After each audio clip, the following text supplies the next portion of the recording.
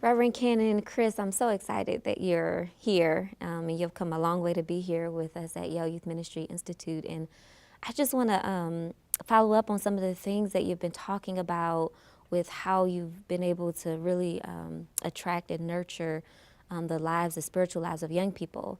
And one of the things you talked about is you have this kind of contact, and then you kind of nurture that contact and nurture those relationships, and then you invite them to a retreat where you kind of invite them into a commitment with Jesus.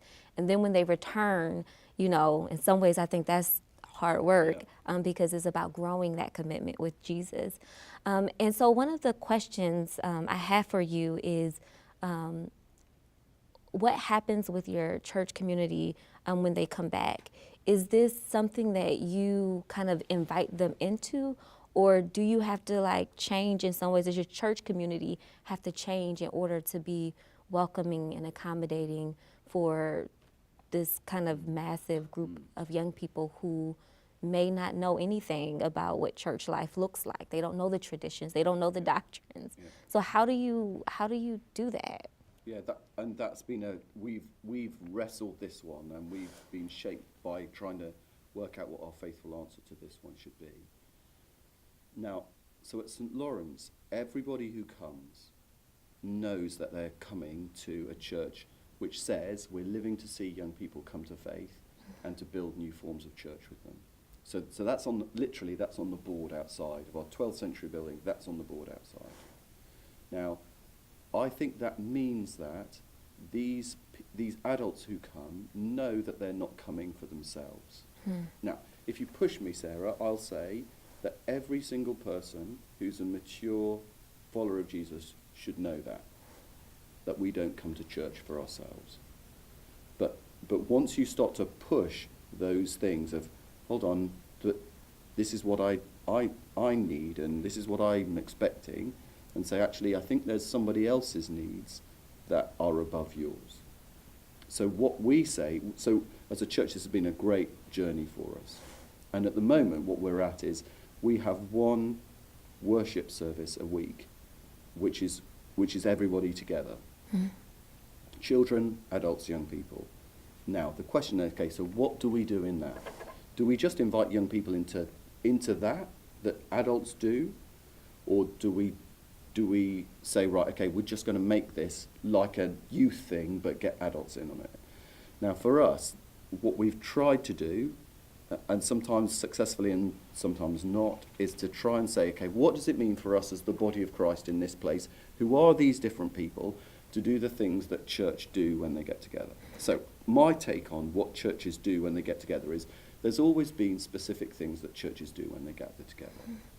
So it's never just been do whatever you feel like. Churches have always worshipped and always tried to hear God's voice in Scripture and always confessed their sins and always met around the Lord's table and celebrated his presence in bread and wine. And we've always prayed for people other than ourselves. So we've always done these things. There's always been certain things we do. Now, if you like, that is the content of what church is. But what form does it take?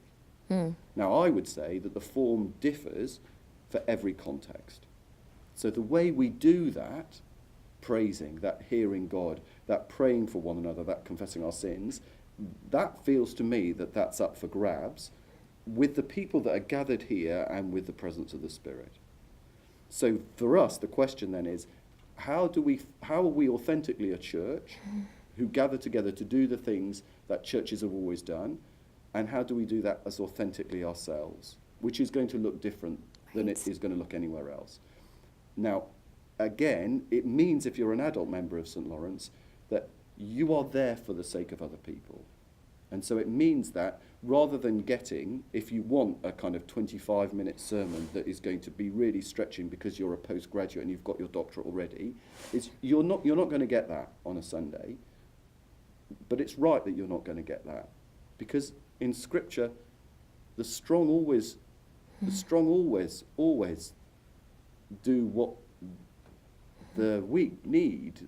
The mature always defer to the less mature. It's always that way round. Well, It always should be that way around, I think. And so that's been a struggle. So rather than there being, there's no formula for it, but saying, look, this is who we are as a church. We're a church that says we live to see young people come to faith and to build new forms of church with them. So let's explore what that means. And in doing that, obviously what we find is when we live our lives for someone other than ourselves, that's the most fulfilling thing we could possibly go for.